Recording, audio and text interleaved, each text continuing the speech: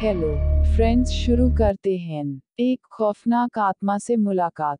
अब रंजीत के कदम आगे नहीं बढ़ पा रहे थे। उसने दौड़ लगा दी, लेकिन कुछ दूर दौड़ने के बाद वो गिर गया। तभी उसके सामने एक हाथ आया, जो उसे उठाना चाह रहा था। रंजीत को सिर्फ हाथ नजर आया, लेकिन किसका हाथ था, उसे पता नहीं चल रहा था। वो खुद उठा और पूछा, तुम कौन हो? आवाज आई, मैं एक भटकती आत्मा हूँ, जो यहीं रहती हूँ। जिसे सुनकर रंजीत का दिल तेजी से धड़कने लगा। वो बोला, मुझसे क्या चाहती हो? आत्मा ने बोला, काफी दिनों से कोई नहीं मिला। तुम पहले नौजवान हो, जिसे मैंने देखा है। तुम पर दिल आ गया है, इसलिए तुम्हारे पास आई हो। रंजीत ने कहा, मैं अपने गांव जाना चाहता हूँ, मुझे जाने दो। आत्मा ने कहा, पल दो पल रुक जाओ, फिर चले जाना। रंजीत पूरी तरह से हाफ रहा था, उसकी आवाज नहीं निकल पा रही थी। उसने बोला, नहीं, मुझे जल्दी से घर जाना है, मुझे जाने दो। इस पर आत्मा ने कहा, बहुत थक गए हो, कुछ खा पी लो, फिर चले जाना। इस पर रंजीत ने कहा, मुझे कुछ नहीं खाना पीना। उसने निवेदन किया कि उसका पीछा छोड़ दे, फिर अचानक से कहा, पानी मिलेगा? आत्मा ने कहा, हाथ बढ़ाओ। रंजीत ने हाथ बढ़ाया तो उसके हाथों में खून से भरा मिट्टी का प्याला था, जिसे देखकर उसने प्याला फेंक दिया और बोला, मुझे पानी चाहिए, खून नहीं। इस पर आत्मा ने कहा, मैं खून पीती हूँ, इसलिए खून ही पिला सकती हूँ। अब तुमने खून फेंक दिया तो मैं तुम्हारा खून पीऊंगी। जिसे सुनकर रंजीत पूरी तरह से घबरा गया, और एक बार फिर उसने दौड़ना शुरू कर दिया। लेकिन आश्चर्य की बात थी, इतना दौड़ने के बाद भी वो वही था, जहां से दौड़ना उसने शुरू किया था। उसकी समझ में नहीं आ रहा था कि वो क्या करे।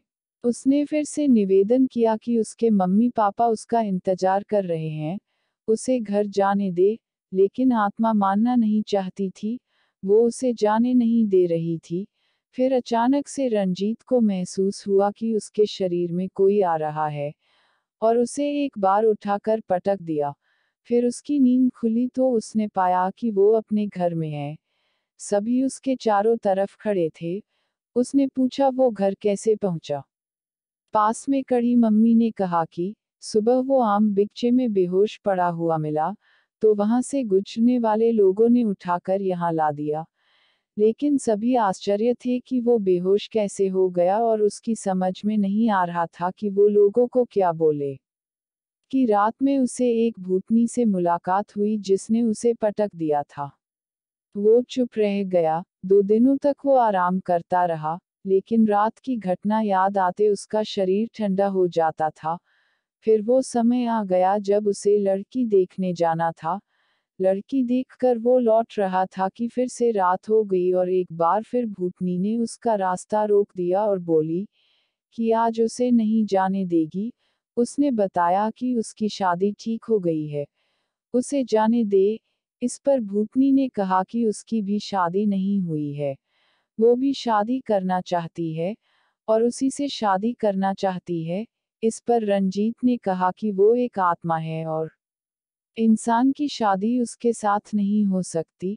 इस पर भूतनी ने कहा कि उसे भी मरना होगा, वो प्यासी है, और उसकी प्यास अब उसे बुझानी है।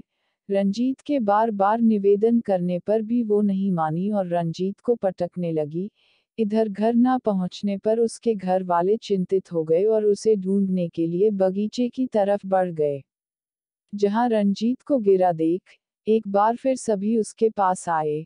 रंजीत ने जब सारी बात बताई तो सभी सुनकर आश्चर्यचकित हो गए। सभी भूतनी को देखना चाहते थे, लेकिन वो कहीं दिखाई नहीं दे रही थी। तभी गांव में ही रहने वाला एक नवयुवक ने जोश जोश में आकर बोल दिया कि भूतनी नहीं होती और ये सब मन का वहम है। ये सुनना था कि भूतनी ने उस लड़के को उठाकर पटक दिया। अब तो लड़का भी डर गया और सभी लालटेन लेकर घर की तरफ बढ़ गए।